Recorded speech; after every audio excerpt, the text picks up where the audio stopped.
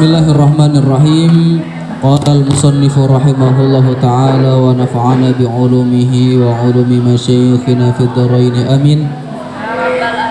Kita lanjutkan pembahasan kitab Nazmul Baiquniyah pada bait yang ketiga, hadis sahih. Kita akan belajar tentang hadis sahih itu bagaimana. Baik, kata beliau, awwaluha sahihu wa huwa mattasal isnaduhu wa lam yushadza aw yu'al yarwihi adlun dhabitun an mislihi mu'tamadun fi dhabtihi wa naqlihi. Dua bait tentang hadis sahih. Awwaluha, adapun yang pertama adalah as-sahih, hadis sahih. Wahwa mattasal, yaitu hadis sahih adalah mattasala, yang bersambung, isnaduhu, sanadnya. Mattasala isnaduhu, yang bersambung sanadnya. Walam yushadza, dan tidak syaz. Tidak syaz. Au yu'al, atau ada illah. Au yu'al, atau ada illah. Yarwihi adlun, yang meriwayatkannya adil. Yarwihi adlun, yang meriwayatkannya adil. Dhabitun, dhabit, adil, dhabit. An mislihi, dari sesamanya.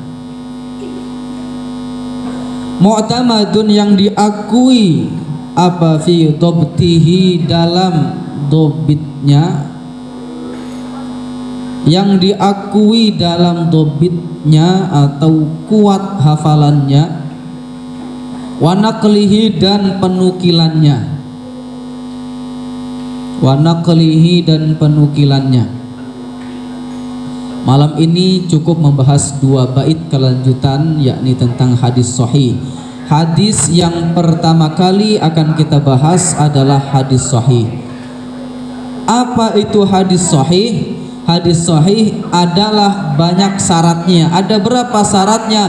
Pertama, mattasala isnaduhu, sambung sanadnya. Yang kedua, lam yushaz, tidak ada syaz. Yang ketiga, lam yu'al, tidak ada illat. Yang keempat, yarwihi adlun, perawinya atau periwayatnya adil. Dan yang kelima, dhabitun, perawinya berdhabit. Tuh, ya. Syarat daripada hadis sahih ada lima. Akan saya jelaskan. Apa itu sanad? Apa itu sanad? Sanad itu, kalau dalam lughah, dalam bahasa, sanad dengan isnad itu beda. Sanad itu orang yang meriwayatkan, isnad itu ketersambungan dari satu orang ke satu orang ke satu orang sampai ke Rasulullah Sallallahu Alaihi Wasallam. Dalam lughah berbeda, tapi kalau dalam istilah sama. Pada intinya apa? Sanad atau isnad itu adalah jalur yang menuju kepada siapa? Nabi Muhammad Sallallahu Alaihi Wasallam. Maka jika ada sanad yang terputus, maka hadisnya sudah bukan lagi hadis sahih. Jelas ya? Sanadnya itu dari yang ngomong sampai ke Rasul itu nyambung. Kalau ada satu aja yang putus, sudah bukan lagi hadis sahih. Nanti banyak ada hadis dhaif, berbagai macam hadis dhaif. Itu ya. Syarat pertama apa? Sanadnya orang yang meriwayatkan. Tahu periwayat enggak? Periwayat itu orang yang menyampaikan hadis dari siapa, dari siapa, dari siapa, itu periwayat. Periwayatnya, perawinya itu nyambung sampai Rasulullah Sallallahu Alaihi Wasallam. Itu yang pertama. Sambungnya sanad itu ditandai dengan apa? Yang pertama tadi, seseorang itu menyampaikan dari syekhnya, dari gurunya, dan itu tidak ada yang terputus. nyambung dari omongan dia ke gurunya, gurunya dari gurunya, gurunya dari gurunya, gurunya sahabat Rasulullah Shallallahu Alaihi Wasallam. Itu yang pertama, mengetahui sanadnya nyambung. Yang kedua, mengetahui sanadnya nyambung itu dari apa? Dari kata-kata yang dia ucapkan. Dia mendengar dari gurunya, kemudian menyampaikan dengan ucapan haddasana atau akhbarona atau sami'atu, ya, atau zakarolana, kata-kata seperti itu. Haddasana telah mengabarkan kepada kami, atau akhbarona telah mengabarkan kepada kami. Ya, dengan kata-kata haddasana atau akhbarona. Mungkin kalian belum pernah ketemu hadis yang pakai haddasana, tapi semua hadis itu pada aslinya pakai haddasana atau akhbarona atau sami'atu. Yang dalam Bukhari, dalam hadis Arba'in Nawawi tidak ada di situ haddasana, adanya sami'tu Rasulullah. Karena apa? Sanatnya kan dihilangkan, kata Syekh Nawawi, ya kan? Sanatnya dihilangkan supaya hadis Arba'in Nawawi ini mudah untuk dihafal. Kalau mau tahu sanat yang nyambung, itu haddasana. Contohnya apa? Contohnya hadis Nawawi yang pertama. Apa bunyinya? Innamal a'malu bin niyyat wa innamal likulli imri'in ma nawa. Dalam hadis Arba'in Nawawi disebutkan di situ an Umar bin Khattab radhiyallahu anhu, ya kan? Sami'tu Rasulullah sallallahu alaihi wasallam innamal a'malu bin niyyat. Sanad aslinya kayak mana? Ini sanad aslinya. Akhrajahul Bukhari qala haddasana Al-Humaydi Abdullah ibn Zubair qala haddasana Sufyan qala haddasana Yahya bin Sa'id Al-Ansari qala akhbarani Muhammad ibn Ibrahim At-Taimi annahu sami'a Alqamah bin Waqqas Al-Laitsi yaqulu sami'tu Umar bin Khattab radhiyallahu anhu 'alal mimbari qala sami'tu Rasulullah sallallahu alaihi wasallam yaqul innamal a'malu binniyat wa innamal likulli imri'in ma nawa. Tuh sanad aslinya kayak gitu, panjang. Haddasana ya. Dari yang pertama siapa? Imam Bukhari meriwayatkan dari Al-Humaydi. Al-Humaydi meriwayatkan dari Sufyan.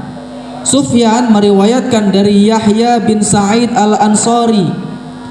Yahya mengabarkan dari Muhammad bin Ibrahim At-Taimi. Muhammad bin Ibrahim At-Taimi meriwayatkan dari Alqamah bin Waqqas Al-Laitsi. Alqamah bin Waqqas Al-Laitsi meriwayatkan dari Umar bin Khattab radhiyallahu anhu. Jadi kalau ada baca nama sahabat itu harus ditambah radhiyallahu anhu. Ya, biasakan ketika kalian baca hadis, kok di ujung sebelum nama Rasulullah disebut itu ucapkan radhiyallahu anhu, karena pasti sebelum nama Rasulullah adalah nama sahabat Nabi sallallahu alaihi wasallam. Sami'tu Rasulullah sallallahu alaihi wasallam yaqul innamal a'malu bin niyyat, dan semua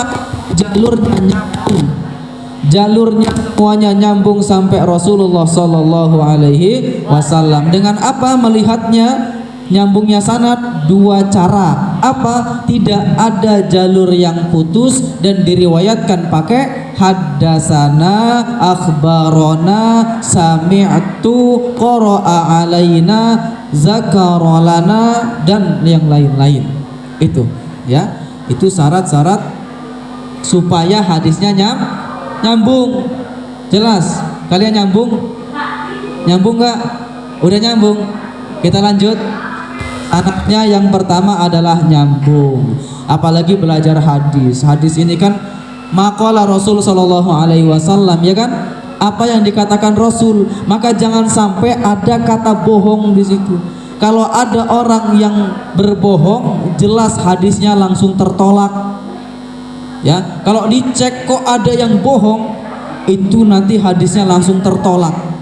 Bahkan berdosa bagi orang yang berbohong atas nama Nabi Shallallahu Alaihi wasallam. Jadi jangan katakan, oh ini sabda Nabi, padahal bukan. Nah, itu bahaya. Jangan berbohong atas nama Nabi Shallallahu Alaihi Wasallam. Itu yang pertama syaratnya.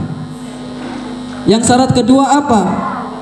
Syarat yang kedua, lam yushaz. Lam yushaz, tidak ada syaz. Tidak syaz. Syaz itu apa? Hadisnya itu mengalami syaz, keraguan, karena ada periwayat yang lain yang sama pinternya, yang sama cerdasnya, yang sama kuat hafalannya, kok meriwayatkan dengan matan yang berbeda, isinya beda daripada isinya periwayat yang lain. Ya, satu orang meriwayatkan hadis, kemudian ada yang meriwayatkan hadis beda dengan dia, maka ini namanya hadisnya ada syaznya. Ya, syaz, ada keraguan. Syaz itu kan ragu. Atau yu'al. Yang ketiga syaratnya tidak ada illah. Illah itu apa sih? Illah itu kan kalau di nahwu penyakit, ya kan? Huruf illah itu huruf yang berpenyakit. Alif, ya, wawu, ayu itu illah, penyakit. Ya, jadi kalau ada yang ayu-ayu itu penyakit. Di hadis illah itu apa? Illah itu yang membuat cacat. Kalau ada illah hadis, berarti hadisnya dibuat cacat. Maksudnya gimana kok bisa hadisnya dibuat cacat? Karena ada seorang perawi meriwayatkan hadis begini, kemudian orang lain yang lebih cerdas dari dia, lebih kuat hafalannya, meriwayatkan hadis yang beda dari dia. Kemudian ada orang lain lagi meriwayatkan beda dari dia, sama yang satunya. Kemudian banyak orang, ya, kumpulan muhadis, para ahli hadis yang lebih cerdas dari dia, meriwayatkan beda dari dia. Nah, ini orang ini akhirnya hadis yang dibawa satu orang tadi itu ada illah, cacat. Kenapa? Karena dia sendirian lawan banyak orang. Kamu berpendapat satu, pendapatmu beda daripada kebanyakan orang yang ada di sini. Kamu yang jadi cacat, jadi kalah gitu loh. Ya, jadi ada illah itu apa? Ketika ada hadis kok sendirian, yang lain orang yang lebih cerdas, orang yang lebih alim, lebih kuat hafalannya, kok riwayatnya beda dari orang tersebut. Dan kebanyakan orang itu riwayatnya sama mereka, beda sama satu orang tersebut. Maka hadis yang dibawa satu orang itu punya illah, ada cacatnya. Jelas? Ya, hadis, makanya hadis itu selektif banget. Harus beneran. Kenapa? Ya karena qala Nabi, apa yang dikatakan Rasulullah SAW, maka jangan sampai ada kebohongan dalam ucapan Nabi SAW. Makanya hati-hati orang ulama zaman dahulu itu selektif, memilah dan memilih, sehingga yang keluar itu hadis sahih.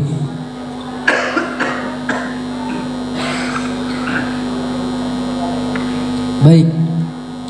Syarat yang keempat adalah yarwihi adlun. Rawinya adil. Adil di sini apa? Adil di sini bukan kayak adil di orang Indonesia. Adil itu dibagi rata. Ada 2 orang, kamu dapat setengah, kamu dapat setengah. Ada 4 orang, oh kamu seperempat. Bukan itu adil. Adil di sini, apa maksud adil di sini? Adalah orang-orang yang adil di sini adalah orang yang menjaga. Menjaga apa? Menjaga ketakwaan dan muruahnya. Ya, 2 yang dijaga apa? Takwa dan muruah. Maksudnya apa? Orang-orang yang adil ini sehingga hadisnya sahih adalah orang yang selalu menjaga ketakwaan, menjalankan segala perintah Allah Subhanahu wa taala dan menjauhi semua yang dilarang oleh Allah Subhanahu wa taala. Karena takwa apa definisi takwa? Lakukan perintah, tinggalkan larangan.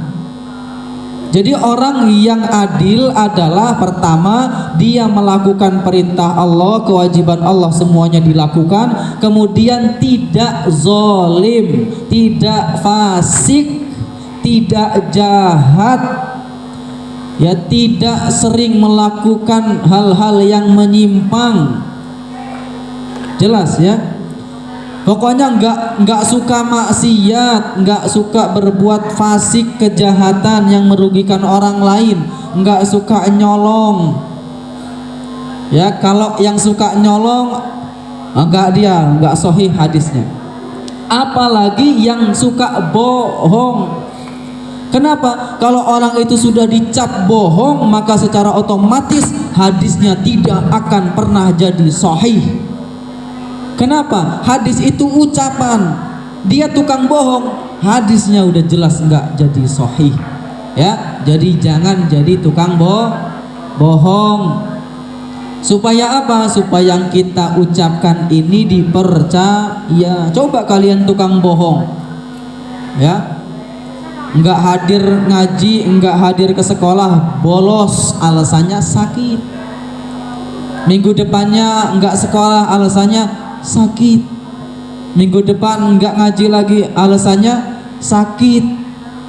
Lama-lama gurunya nggak akan percaya ini sakit beneran apa bohongan, ya kan? Walaupun dia akhirnya ngabarin saya sakit, lah kok terus-terusan? Ada indikasi kebohongan. Ya, maka kalau sudah kayak gitu, apalagi ketahuan dia izin sakit, dicek mainan, dicek ke asrama malah tidur, atau nggak sakit, nggak panas, nggak apa, ini ngakunya sakit. Nah, udah ketahuan kayak gitu, kedepannya dia akan dicap pembohong. Setiap dia ngomong sakit, mesti nggak dipercaya, cek dulu dia sakit beneran atau enggak, ya kan? Kayak gitu. Nah, orang-orang yang adil ini dia sama sekali tidak pernah berbohong, atau dia meninggalkan hal-hal yang bohong tadi. Itu takwa. Kemudian apa? Menjaga muru'ah. Menjaga muru'ah itu gimana? Orang-orang yang adil sehingga hadisnya sahih, dia selalu menjaga muru'ah, kebiasaan yang baik. Kalau di desanya atau di kampungnya ada sesuatu yang dianggap tidak baik, tidak dilakukan. Misalnya apa? Makan sambil berjalan, minum sambil berjalan. Ya, itu kan bukan perbuatan dosa besar, ya kan? Tapi itu kalau dilakukan, muruahnya jadi turun. Muruah itu apa? Wibawanya jadi turun. Masa seorang syekh, ustadz, kiai makan sambil berjalan, muruahnya jadi turun? Dosa besar enggak itu? Enggak. Tapi dengan melakukan itu muruahnya jadi turun. Atau kalau di Arab makan di pasar, itu menjadikan turunnya muruah, wibawanya turun kalau seseorang itu makan di pasar. Ya, kalau di Indonesia makan di pasar enggak nurunin wibawa ya enggak apa-apa, kan sesuai dengan negaranya masing-masing. Kalau di Arab dengan dia makan di pasar menurunkan wibawa, maka orang-orang yang hadisnya sahih itu tidak makan di pasar. Dengan makan sambil berjalan menurunkan wibawa, maka mereka tidak akan pernah makan sambil berjalan, walaupun itu bukan dosa besar. Jelas ya?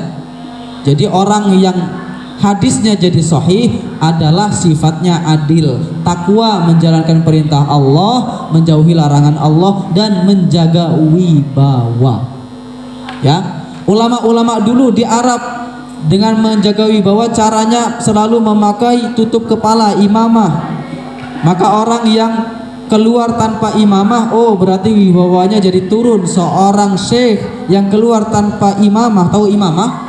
Penutup kepala, kalau kita peci lah. Kalau orang Arab kan imamah kan, sampai nutupin gini, ada yang dilipet-lipetin di atasnya. Kalau ada seorang syekh yang keluar tanpa imamah, itu akan menjadikan turun wibawa, turunnya muru'ah. Maka ulama-ulama yang hadisnya sahih selalu keluar rumah dengan imamah. Jelas ya? Jadi adil itu bukan bagi rata ya. Adil itu apa? Dia menjaga dirinya tidak melakukan kemaksiatan, menjaga dirinya selalu melaksanakan perintah Allah, menjauhi kejahatan dan menjaga wibawa dirinya.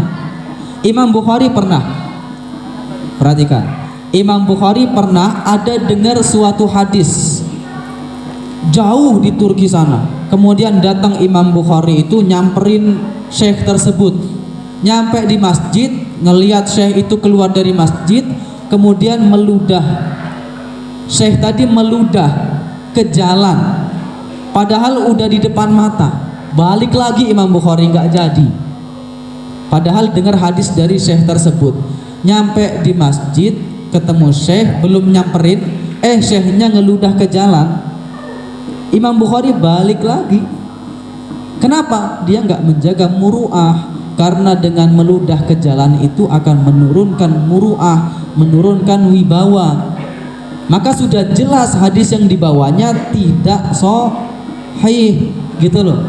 Makanya Imam Bukhari balik lagi, karena Imam Bukhari itu menginginkannya hadisnya selektif, yang sahih saja. Maka kalau kalian baca hadis Bukhari itu isinya sahih semua, jelas itu. Bukhari dan Muslim semuanya sahih. Dan syarat yang terakhir apa? Yang kelima adalah dobit. Syarat yang kelima dobit. Dobit itu apa sih? Dobit itu kuat hafalannya. Ya, halo. Dobit itu apa? Kuat hafalannya. Tapi dobit ini ada dua kok. Enggak mesti kuat hafalannya. Dobit itu ada dobit sodron, kuat hafalannya, ketika mendengar langsung hafal, dan ketika disuruh coba ulangi dia langsung mengulangi dan benar, nggak ada salahnya. Itu dobitnya luar biasa kuat. Kayak Imam Syafi'i ya, Imam Syafi'i itu sekali dengar langsung hafal. Makanya beliau Imam Syafi'i sangat benci ke pasar, nggak pengen ke pasar. Kenapa? Di pasar itu banyak banget omongan, ya kan namanya pedagang kan, sana sini ngomong, dan setiap omongan yang masuk ke kuping beliau mesti hafal. Itu Imam Syafi'i. Makanya menjaga banget Imam Syafi'i nggak ke pasar. Apa? Setiap yang masuk hafal langsung. Ya, nggak main-main beliau. Tapi Imam Syafi'i laporan ke gurunya apa? Imam Syafi'i laporan ke gurunya Imam Waqi, sakautu ila waqi'i su'a hifzi fa arsyadani ila tarkil ma'asi fa akhbarani بأن العلم نور ونور الله لا يهدى لعاصي.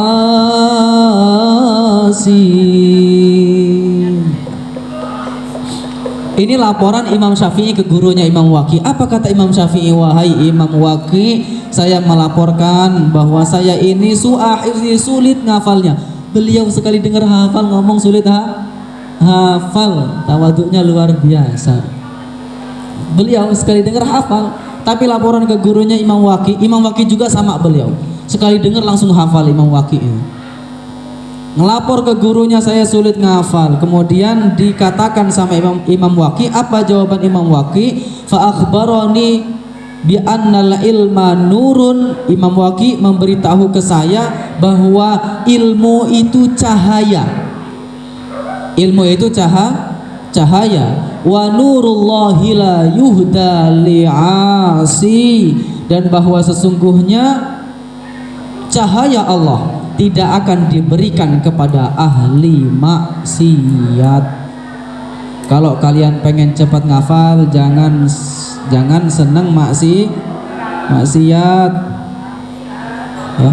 Ini nasihat gurunya Imam Syafi'i loh, Imam Waqi. Kata Imam Waqi, apa kalau kamu mau cepet mudah ngafal, cepet mudah nangkep ilmu, jangan sering maksiat. Kenapa? Ilmu itu cahaya. Mana ada cahaya Allah diturunkan kepada orang yang hatinya butek? Ya, mana ada cahayanya Allah diturunkan kepada yang akalnya kotor? Ya. Mana ada cahaya Allah diberikan kepada para ahli maksiat? Maka jangan sering-sering maksiat. Kita manusia biasa, makanul khata' wan nisyan, tempatnya salah dan lupa. Tapi jangan terlalu sering, ya. Jangan istiqomah dalam kemaksiatan. Walaupun kita mungkin nggak bisa melakukan kesalahan, jangan istiqomah dalam kesalahan. Ini tiap minggu kok dapat iqab, ya, tiap minggu dapat hukuman. Istiqomah itu dalam kesalahan. Jangan ya dirubah ya. Jangan sampai tiap minggu istiqomah dapat hukuman. Istiqomahkan yang baik-baik saja. Karena apa tadi? Cahaya Allah tidak diturunkan kepada orang-orang yang ahli maksiat. Jelas? Ya. Pertama, dobit sodron, kuat hafalannya. Sekali dengar hafal, atau tidak sekali dengar hafal, ya sekali dengar terus diulang hafal. Ketika disuruh mengulang, dia bisa mengulang tanpa salah. Ini dobit sodron. Ada juga yang dobitnya dobit kitaban, kuat dalam tulisan, ya, penukilan dia itu kuat, menuliskannya kuat. Ketika ada syekhnya menyampaikan hadis, ditulis sama dia tanpa ada salah satupun tulisan, tanpa kurang wawu, tanpa kurang alif. Yang panjang ya dibaca panjang, yang pendek dibaca pendek. Benar tulisannya. Dia dobit kitaban, kuat dalam hal tulisan. Jadi dobit itu, kuat hafalan itu, yang pertama dobit sodron, kuat hafalannya, sekali tangkap langsung hafal, dan kemudian dia bisa mengulang kembali betul. Kemudian ada dobit kitaban, ya, perhatikan, ada dobit kitaban, sekali dengar hadis ditulis betul tulisannya tanpa ada salah sama sekali. Ini orang-orang yang berdobit. Ada cerita Imam Bukhari. Imam Bukhari itu pernah dites oleh 100 orang ulama. Dipanggil Imam Bukhari, ditaruh di tengah, dikelilingi 100 ulama, 100 syekh muhaddis, semuanya pintar hadis. Dites sama ulama-ulama syekh-syekh itu. Imam Bukhari, betul nggak hadis saya ini? Dikatakan hadasana begini, matanya begini. Apa jawab Imam Bukhari?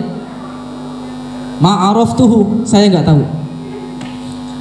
Syekh yang kedua nanya, sanadnya begini, matanya begini. Ma'araftuhu, saya nggak tahu. Syekh kedua nanya, begini, saya nggak tahu. Syekh ketiga nanya, begini, nggak tahu. Lah ini Imam Bukhari cerdas apa enggak sih? Ayo, Imam Bukhari ini katanya pinter, katanya hafalannya kuat. Perhatikan cerita Imam Bukhari. Ya, katanya Imam Bukhari itu hafalannya kuat, sekali dengar hafal. Lah kok ditanya sama syekh satu enggak jawabnya enggak tahu. Syekh yang kedua ditanya enggak tahu. Syekh yang ketiga ditanya enggak tahu. Saya keempat nanya enggak tahu, kelima nanya enggak tahu, ketujuh nanya enggak tahu, ke-8 nanya enggak tahu, ke-20 nanya enggak tahu, ke-90 nanya enggak tahu, sampai ke 100 dijawabnya ma'araftuhu, saya enggak tahu. Nah ini Imam Bukhari kuat hafalannya, cerdas apa enggak? Cerdas apa enggak? Ayo, cerdas apa enggak? Enggak sopan ngomong Imam Bukhari enggak cerdas. Kitab hadisnya sahih, enggak cerdas. Kemudian apa yang dilakukan Imam Bukhari? Sudah selesai semuanya sampai 100. Langsung habis itu ulamanya kaget semua syekhnya. Langsung apa kata Imam Bukhari? Kata Syekh yang pertama, dia mengatakan soalnya begini, begini, begini, begini. Itu salah sanadnya, yang betul begini, matannya betul. Kemudian Syekh yang kedua, pertanyaannya begini, begini, begini. Sanadnya betul, matannya salah. Syekh yang ketiga, sanadnya begini, matannya begini. Matanya betul, sanadnya sampai 100. Sampai 100. Bisa nggak kalian kayak gitu? Dikasih 100 hadis, hafal semua, plus syekhnya yang ngasih soal hafal, dijawab semuanya bahwa ini salah, yang betul ini salah, yang betul ini betul, ini salah, ini betul, ini salah, ini betul, sampai 100. Berdiri semua akhirnya syekhnya itu, takjub semua. Oh, di prank kita. Ya bahasa sekarang di prank kita. Dijawab nggak tahu, habis itu 100 soal dijawab langsung. Di prank. Ada yang bisa kayak gitu? Oh, saya udah angkat jempol 4-4-nya. Jempol tangan, jempol kaki, angkat jempol 4-4-nya. Ya, hormat langsung para ulama syekhnya itu kepada beliau Imam Bukhari. Semenjak itu sudah enggak diragukan lagi beliau. Makanya hadisnya Sahih Bukhari. Ya, semua hadis yang dalam hadis Bukhari itu sahih semua statusnya. Hadis sahih. Ya, kita bisa amalkan semua isi dalam hadis Bukhari. Karena beliau luar biasa. Dobitnya itu luar biasa. Kuat hafalannya itu. Coba kalian dikasih satu hadis diulang nggak hafal? Sama, saya juga sama sih. Nggak kalian aja ya. Kita semua dikasih satu hadis nggak langsung hafal. Perlu mujahadah dulu, perlu usaha dulu ngafal seharian baru hafal satu hadis ya tak? Atau perlu usaha dulu 1 jam buat ngafal satu hadis, itu pun tanpa sanad. Coba dengan sanad kayak tadi panjang, mau berapa jam kita hafal satu hadis? Beliau sekali dengar hafal 100 hadis dikasih langsung hafal, plus dibenerin. Karena ulama-ulamanya itu, syekhnya itu sengaja nyalahin hadis gitu loh. Ya, sengaja diputer-puter. Ya. Syekh ini aslinya di sini, dikesiniin gitu loh. Dilengkah satu syekh, atau ini hadisnya sanadnya beda. Jadi kan salah kan? Ini hadisnya sanadnya beda, atau sanadnya ada yang dikurangin satu nama. Sengaja disalahin sama syekhnya. Boleh untuk ngetes boleh. Ya, kalau untuk ngetes boleh. Dan akhirnya apa? Dijawab semuanya. Semua soal dari soal pertama sampai soal ke-100 dijawab sekaligus. Itu Imam Bukhari luar biasa. Nah, kita jauh tingkatannya, makanya kita berusaha untuk tidak maksiat gitu sajalah ya. Berusaha untuk menjaga diri daripada kemaksiatan, karena cahaya Allah tidak diturunkan kepada ahli maksiat. Jelas ya? Jangan suka bolos, jangan suka gosok, jangan suka maling. Ya, punya orang kalau mau dipakai minjem. Kalaupun mau dipakai, dia kalaupun nggak minjem dia sudah mengizinkan, itu boleh. Maksudnya gimana? Kita pakai barang orang, tapi ketika kita pakai itu tanpa kita ngomong dia sudah ngizinin. Nah, itu boleh. Tapi dibalikin. Ya, dibalikin. Misalnya sendal kawan kamarnya, ya saya sudah biasa minjem sendal dia. Dipakai nggak apa-apa, tapi balikin. Ya, jelas? Jangan sampai nggak dibalikin. Nah gitu. Kalau gitu nggak apa-apa. Kalau kita make punya orang dan ketika kita make, kita ngomong pasti diizinkan, pasti dibolehin, itu nggak apa-apa. Tapi kalau orang yang nggak kenal terus kita pakai, itu nggak boleh. Nggak boleh. Misalnya bukan teman kamarnya, anak kelas 1, belum tentu anak kelas 1 ngizinin kalau kita minjem, ya kan? Maka itu nggak boleh. Jelas itu. Jelas ya? Nah, jangan, pokoknya disedikitkan untuk maksiat. Kita belajar hadis Nabi, Hadis ini adalah qaul ucapan Nabi Shallallahu Alaihi Wasallam, maka ulama-ulama yang menyampaikannya pun itu disaring benar-benar supaya hadis yang sahih itu benar-benar sahih, tidak ada kebohongan dan tidak ada keraguan di dalam hadis sahih. Wallahu a'lam bishawab. Allahumma sakhir lana al-kutuba kullaha. Allahumma sakhir lana al-kutuba kullaha. Allahumma sakhir lana al-kutuba kullaha.